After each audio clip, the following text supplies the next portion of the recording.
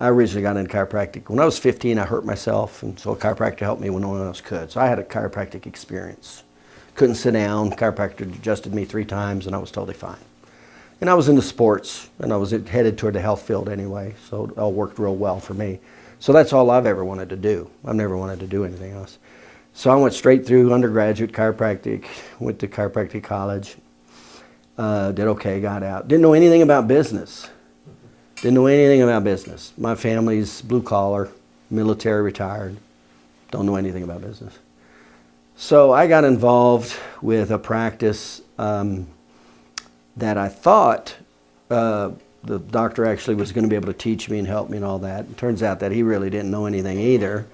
And he was just kind of hanging on. He was trying to retire, but he couldn't because he had spent too much money all his life. And so he was kind of needed me to take off the load, but he didn't have the business really to bring me, and he didn't know how to train me.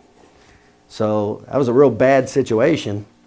I put my diplomas up and all that, and I didn't know how to get patients. I didn't know how to talk to them. I didn't know how to keep them. I didn't know anything. So I was going broke. I'm living in a apartment on a floor in a sleeping bag. That's how my chiropractic career started. And that didn't last very long till I finally had to make some money. So after a couple months, I'm like, I got to make some money somewhere, because I don't have a background of coming from money. So I actually got lucky. A friend of mine who had been in practice for several years, he actually injured his wrist, and he needed carpal tunnel surgery on both wrists, which is a ligament injury. So he knew this was going to be like a year to do them both and to have them heal right and all that. And so I came in to run his practice, to trail his patients, run his practice while he had surgery. Well, the good news is he actually knew business. And now he couldn't just do like most associate positions where they'll just kind of keep you off and have you treat patients and never teach you the business part.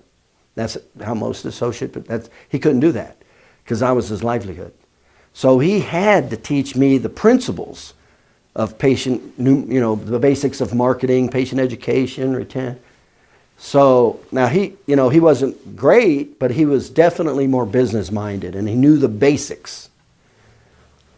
So I ran his practice for about a year while he healed. I still didn't have the money to open, so I was saving money. But now what happened is I was trained, and I had no idea the power of what was about to happen because I was trained. So then I took over a satellite office for a doctor, and it was the same thing. He'd brought in a guy out of school that didn't know what he was doing, and he was at 39 visits a week when I took over. In other words, it was going under. So I took over, but now it was a whole different story. I was trained. So in 3 months, I took it from 39 visits over 100 visits. And in 6 months, I took it over 200 visits a week.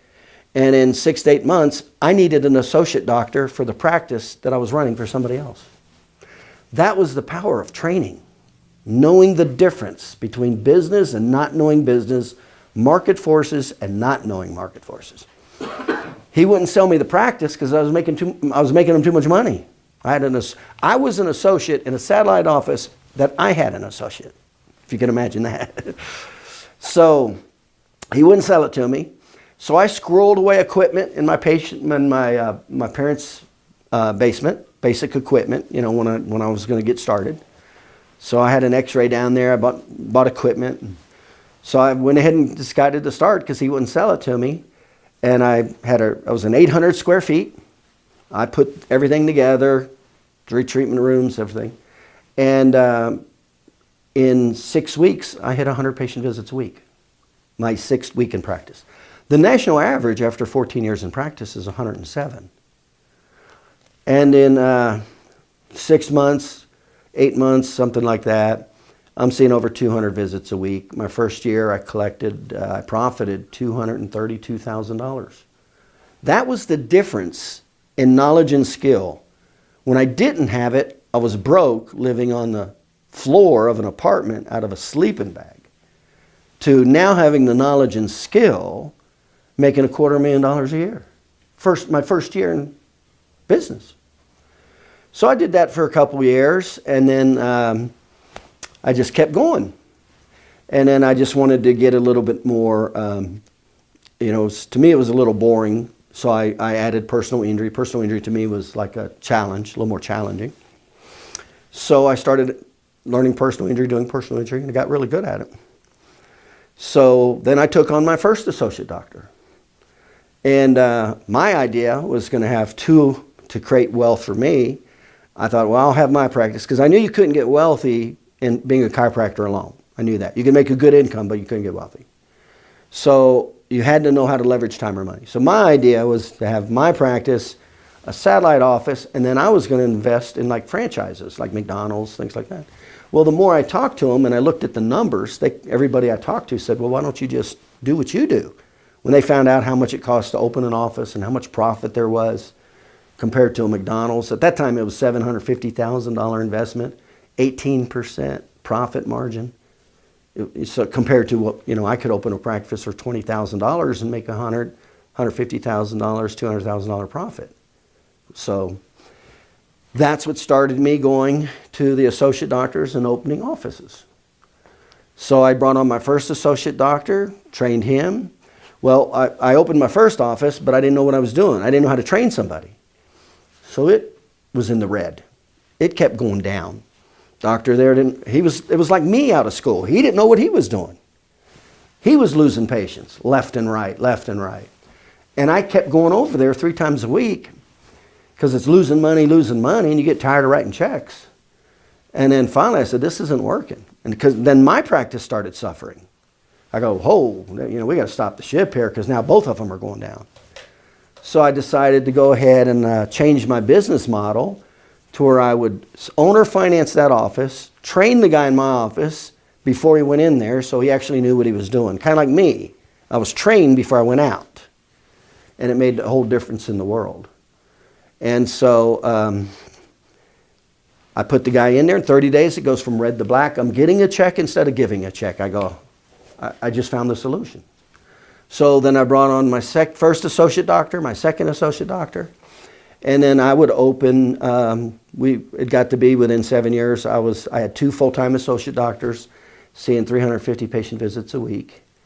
And I was opening 7 offices every 6 months. So I was in 1,700 square feet. 1,700. That's why when I come in here and I see 3,500 square feet, this isn't good to me. I look at this and I go, oh my God, this is bad. So I had 1,700 square feet. 2 full-time associate doctors, 4 full-time employees, 7 doctors in the back training. So I had 9 doctors in my office in 1,700 square feet seeing 350 patient visits a week. That's high efficiency. In other words, everybody knows what they need to do at a high level. Okay? So we put those systems together. And so we became very active. I became very active in chiropractic, part of the legislation, major donor to the chiropractic. Donated over $500,000 to chiropractic. I won the President's Award from Logan College. Authored 10 books now. So I was a speaker in 3 chiropractic colleges on the S-curve of economics. That's how people buy products and services. It's not what chiropractic teaches. Matter of fact, that's what changed. One of the things that changed my whole perspective in opening offices is if I'd have never learned the S-curve of economics, I never would have been able to open a second or third office. Because that's how people buy and consume products.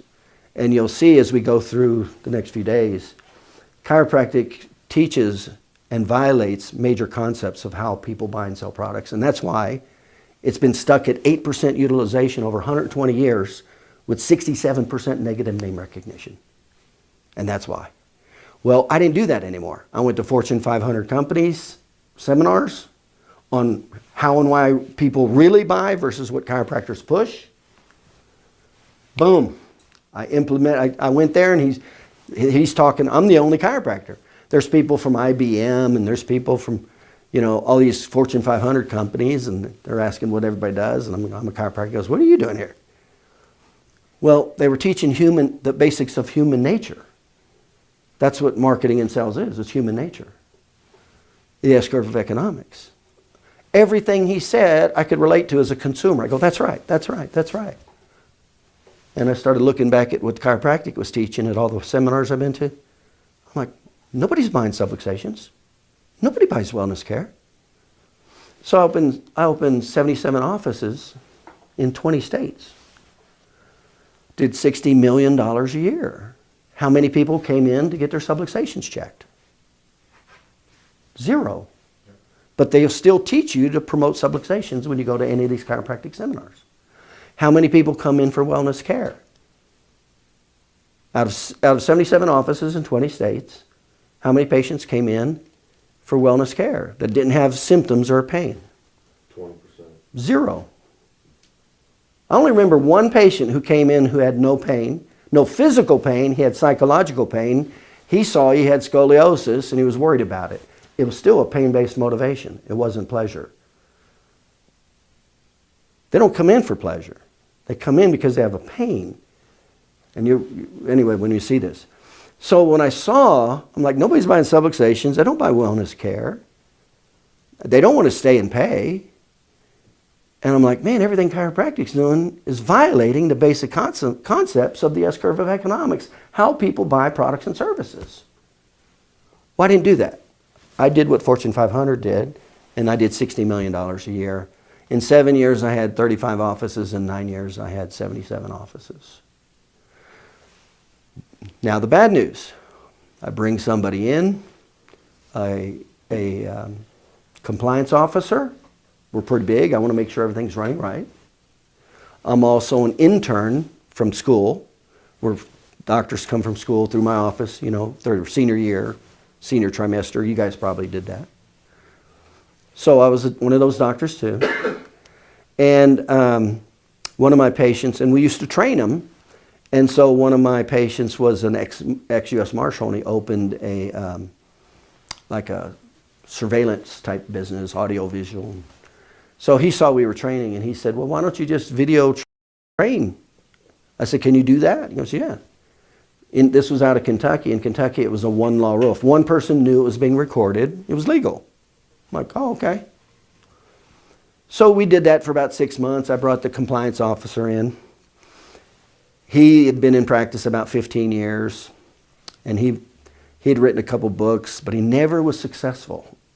He was one of these guys that thought he was successful. He taught some seminars, wrote a couple books, but he never saw more than 80 visits a week. So he was never successful in his practice. We bought his practice. I took one of my young guys out of school who didn't have his credentials, trained him in the business, put him in that office, and in 90 days, it went up to $250,000 profit. That's the difference between knowing business and not knowing business. Well, it pissed him off. He wanted it back now. Now it's a huge money machine that he's never seen in 15 years. Now he knows how bad he was. I said, no way I'm giving it back to him.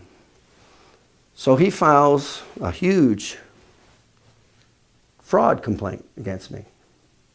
18 pages, the largest complaint in the history of chiropractic. Filed a whistleblower TCAM lawsuit, alleging fraud. The book's this big. So that created a lot of problems. We had to end up hiring 17 attorneys. My legal bill was $100,000 a month because of false fraud allegations that the government. Now they were coming after me because I was doing $60 million a year, so I had to be doing something wrong. I was the big fish. So they charged me with 4 things. They charged me with insurance fraud. They charged me with HIPAA violation. They charged me with violating QI-TAM, and it was something else they charged me, I don't remember. Well, I knew I wasn't guilty of it. So for 4 years, they drug it out, trying to get me to plead guilty. When you're not guilty, you really don't want to plead guilty. I said, no way in hell, I'm going to court. So I go to court, and I beat him in every charge. No insurance fraud, except one. Video recording patients. I'm like, well, why was that illegal? Well, it wasn't when one of the two people in the room knew it was being recorded. And that only happened for about 6 months, because when we hired a compliance officer, she said, just make sure you have every patient know that they're being recorded. So in 6 months, we were making sure all the patients knew anyway. So why was I guilty? When the doctor went to turn on the recorder, he was in a room like this where the recorder was. So he'd hit record. The patient was in the room and nobody in the room knew it was being recorded. He would hit record, and the 20 seconds it took for him to hit record, it was illegal until he walked out through that door into the treatment room. As soon as he walked into the room with the patient, it was legal. That's what they called fraud and guilty. Lost $24 million. Very bad situation. So we learned a lot, been a lot. I've opened offices, this was out of Louisville, Kentucky. I've opened offices as far as Massachusetts going east, Florida going south, Wisconsin, Minnesota going north, Nevada going west, Texas. So I've covered a major part of the United States and opening 77 offices in 20 states. Okay, I've been around a little bit. We know how this works. We know what does work. We know what doesn't work. I'm not new to this game. I can tell you everything that chiropractic does wrong and why it does and why it's not working, and it's not my opinion. It's from what's called the S-curve of economics. It's the science of human consumption. And that's what's taught in the #1 marketing school in the United States, Kellogg University out of Northwestern. But it's not taught in chiropractic. So here we are.